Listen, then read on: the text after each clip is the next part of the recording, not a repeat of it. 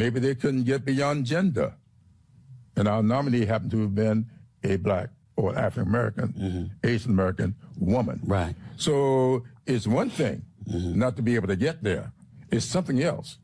When the reasons you aren't able to get there are not normal and or not apropos. Well,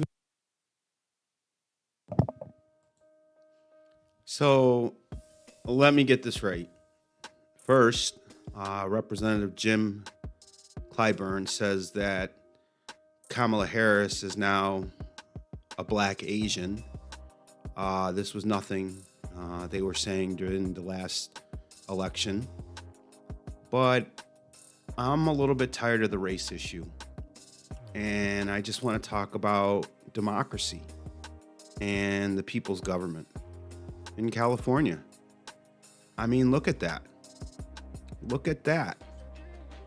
You have somebody who Americans as a whole barely know.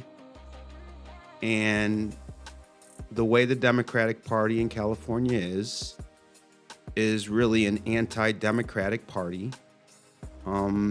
I think at least in New York, we have a fair level number of primaries. We have Republican candidates running.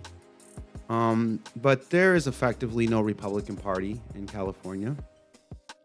But I think what's more important is, where does this example of this type of pedigree occur anywhere else in history?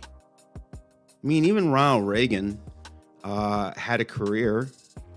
Bill Clinton was a governor. But how is it that one person can go from district attorney to attorney general to senator to vice president in just one state? And does that mean in all of California, 51 million people, only Kamala Harris was good enough for all those positions? And when you look at the election of Adam Schiff in California, it's like there's really no voting in that state. There's no primary. And I think this is something that needs to change with Democrats. I still don't understand why Bernie Sanders wasn't the candidate over Hillary Clinton in the first election against Trump. But I think it's kind of funny that, Stephen Smith has got the purple room. I don't know if that was necessarily something he's had before, but whatever. I just think that when you come out here and you say that Kamala Harris lost because she was a female, it just doesn't really add up to the fact that men and women voted for Kamala Harris and men and women voted for Trump. This whole separating the electorate into classes, instead of just saying we're all Americans and we all have the same functional goals. Sure, there's some people on the red side that want a little bit less taxation. There's some people on the blue side that definitely want a little bit more social aid and social programs and safety nets. I think I'm one of those people. But I just think what we need to really talk about is the way this country as a whole votes.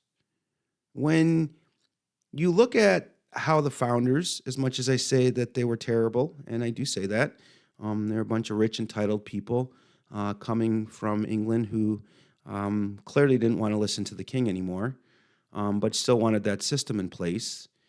And you look at where their fears were the parties. I think George Washington quoted a couple times that the parties will be the death of America. And so why we don't use the popular vote in the United States of America is because then all the candidates would just focus on California, Texas, New York, and Florida. And that would be the election every year, because those four states as a whole represent more than half the country. And I just think that what I'm really tired of is this idea that one party rule has it all right.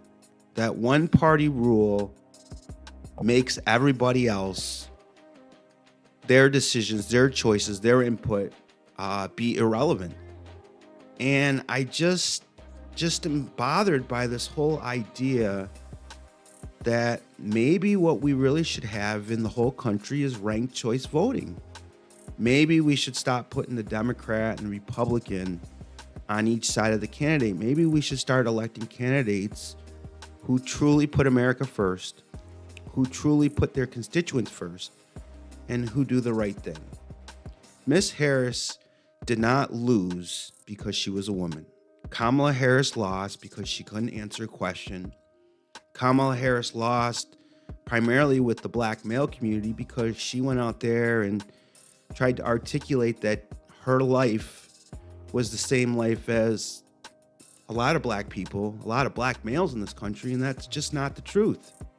And not that she has to have that life to be electable, but now here we are, 1 year into the Trump term, and the guy, Representative Clyburn, who brought us Kamala Harris, who forced Joe Biden to choose her as a DEI pick, is sitting here once again justifying that she lost not because she had terrible ideas and she was a terrible candidate and that she never won a single primary when she did actually run for the president, but that we're all, anti-woman, even though she got a lot of women that voted for her, just like Trump did, and she got a lot of men that voted for her, just like Trump did.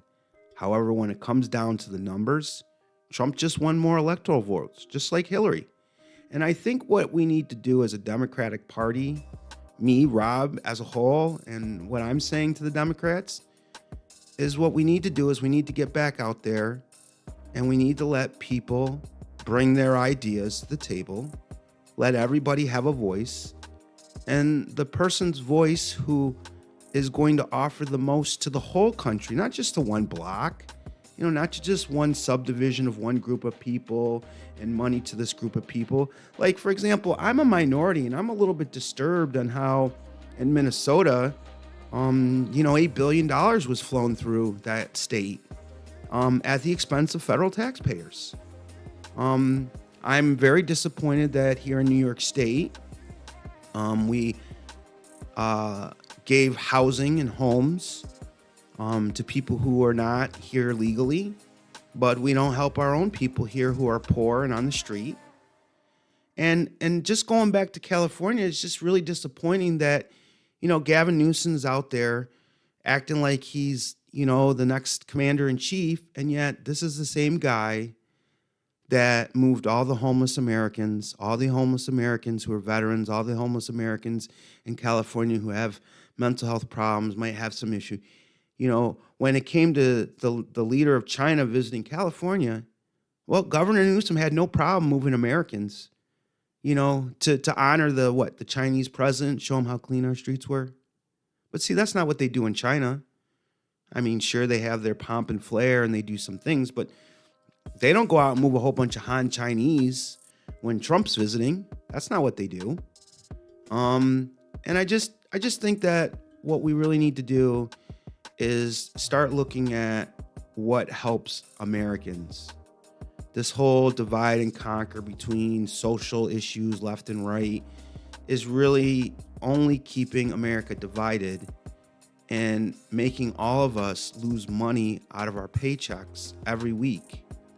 And, I'll go on another rant later about all the money that this country has spent in the last 70 years to bully the rest of the world. But we need to stop that, because if we just took that 70 years of money that we used to prop up our military, to have war after war, encounter after encounter, and we put all that money into American communities, into the American healthcare system, and to the American people, I think what you would have is an American population, an American citizenry that will rival the greatest golden years in America. Because right now, people in America are just defeated. They go to work every day. They lose half their paycheck just so they can eat and just so they can have a home, while somehow Miss Harris in the state of California occupies 1, 2, 3, and she never got to the presidency, but she did get to the vice presidency, and she gets a nice fat pension for every one of those positions. And, so she's going to be taken care of for the rest of her life. Representative Clyburn is going to be taken care of the rest of his life. Donald Trump, all 3 of his families are going to be taken care of for the rest of your life. But the American people, you and me, well, we're just going to work for the rest of our lives. So I'm with Steve on this. Good interview. Take the color purple. That's mine, okay, not yours. And Representative Clyburn, I think it's time for you to actually start doing something for the minority people. It's been 50 years. There's been no reparations. There's been no nothing. There's been no financial equities or anything to represent black. There's been no money given to people who have had tremendous sins committed against their generation, their families. And when the opportunity comes for the courts to actually do something to help provide some relief to those people who have gone through some very traumatic times in this country, there's always some technicality in the law that disallows someone like Rose Viola, a daughter of the Tulsa massacre, where the courts say that just because she was there and just because she witnessed it, that doesn't give her any means to get compensation for it. However, in New York City, there was a lot of people that in 9/11 who were just merely affected, had nothing to do with it, and compensation was open to all the people of New York City who were impacted by the 9/11 attacks. So if we can compensate the American population for a physical attack on our country, then I think we can compensate some descendants who were tormented and brutalized at a period of time in this country that we all choose to forget about. I just thought it was pretty interesting that Representative Clyburn finally acknowledges more forcefully today that Kamala Harris is a black Asian. And I think if you just had started with that and you had moved with it, and Ms. Harris could have answered some questions and put some policy positions forward and had some answers. And, I think that if Joe Biden could have done a little bit more on Gaza and Israel during his term, I think she might have had a shot. But that wasn't the way it worked out. And Ms. Harris didn't lose her election because she's a female. We have countless governors in this country that are women. We have countless senators, countless representatives. We have political representation of females all over this country, including Hillary Clinton. So to blame the world, to blame everybody else for Miss Harris's loss because she's a woman, and for her to come out and to try to say she's going to go at it again is just plain out selfish, and it's just going to leave this country in a state of conflict, a state of division.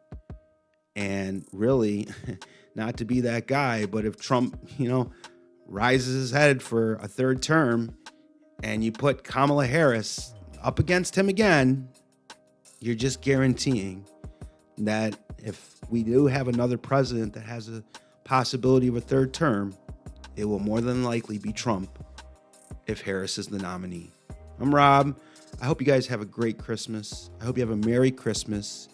I hope if you're Jewish, you have a great Hanukkah. I hope if you're black and you celebrate not Christmas, Kwanzaa, whatever your religion is, whatever your race is, whatever celebration you have at this time of year, I wish you a happy celebration. But for the majority of Americans, it's still Christmas. And for all of you, I wish you a very Merry Christmas. I'm Rob, and bye for now.